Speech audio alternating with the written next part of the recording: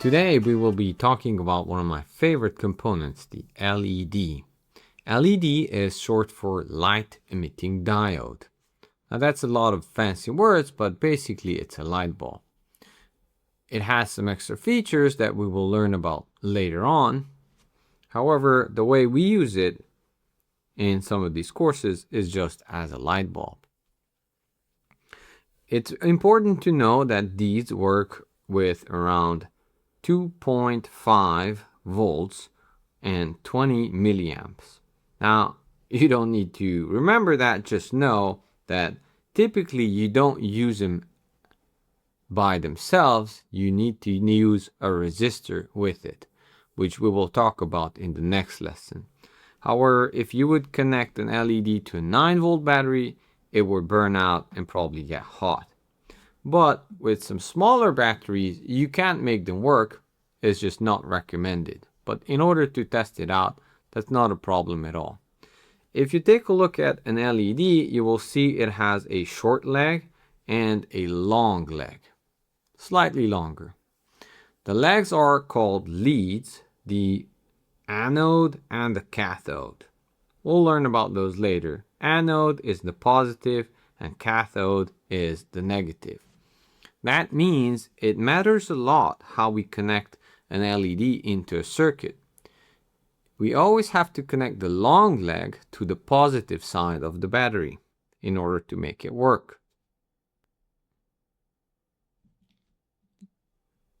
If we would do it in a reverse fashion, then it would not light up. So whenever we connect it into a circuit, we have to make sure that the positive side of the LED is connected to the positive side of the battery. Now, how would we draw that in a circuit diagram or schematic? So if you remember, the battery was represented by two lines, a short line for the negative and a long line for the positive. We connect two wires. If we want to put an LED, we have to make sure that it is connected the right way. The symbol for an LED is going to be a triangle with a line on a wire, and the two arrows on top of it shows that it is emitting light. Now, the positive would be connected to the arrow side this way. This is indicating the flow of the current. If we would reverse this LED in the same circuit, it would not work. However, if the battery is reversed,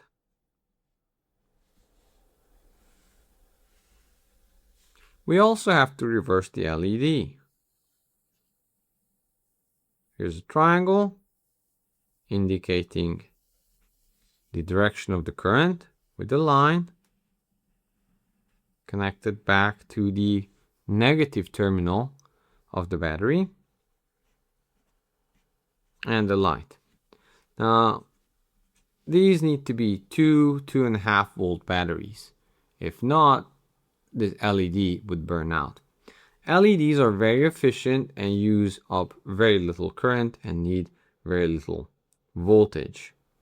It was working perfectly fine with this, but a 9-volt battery would immediately burn it out. Please do not touch it. If you have the E1 kit, however, you have this contraption that has two 1.5 volt batteries, which add up to 3, which is close enough in order to test your LEDs out. I would not leave them there for a long term, but if we connect the red line to the long leg of the LED and the black cable to the short leg, it should light it up no problem. Great. Let's draw that one more time. just so you get the hang of it. It starts with a triangle with a line on a wire and two arrows to show that it is emitting light. The flow of the current will be this way. This is why this is the positive and this is the negative. Later on, when we will learn about soldering, many times you have to clip these legs to make them shorter. In that case, you still need a way how to tell which is the positive and which is the negative lead of an LED. If you look closely, these LEDs have a little collar, and on one side that collar is flat. The flat side looks like a minus, so that will be the minus. If it's flat on one side, that lead is the negative. But even if the collar is gone, or you can't differentiate between the flat and the curved side, there is a secret. If you take a look at inside of an LED, you will see a larger and a smaller piece of metal. The larger piece of metal will be the negative. So now you have three ways how to tell which side is which. Long leg, positive. Short leg, negative. Flat side, negative. Curved side, positive.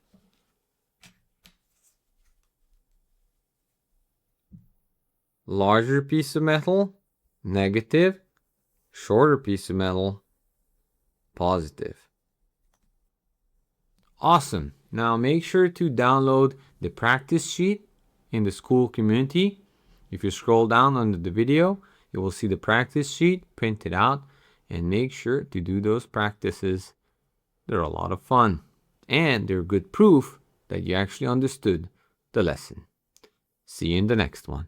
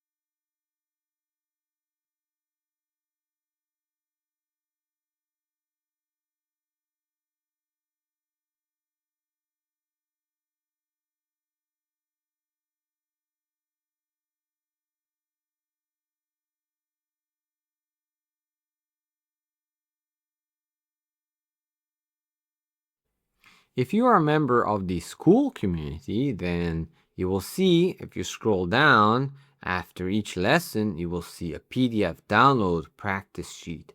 I really recommend you doing those because it will enhance your knowledge, recap everything that you learned before, and give you the opportunity to get better at drawing, circuits, learning about components. So make sure, after each lesson, if you're a member of the school community, to download the practice sheets and start working on them. They're a lot of fun and they are good proofs that you actually did the work and understand the lesson. All right, see you in the next one.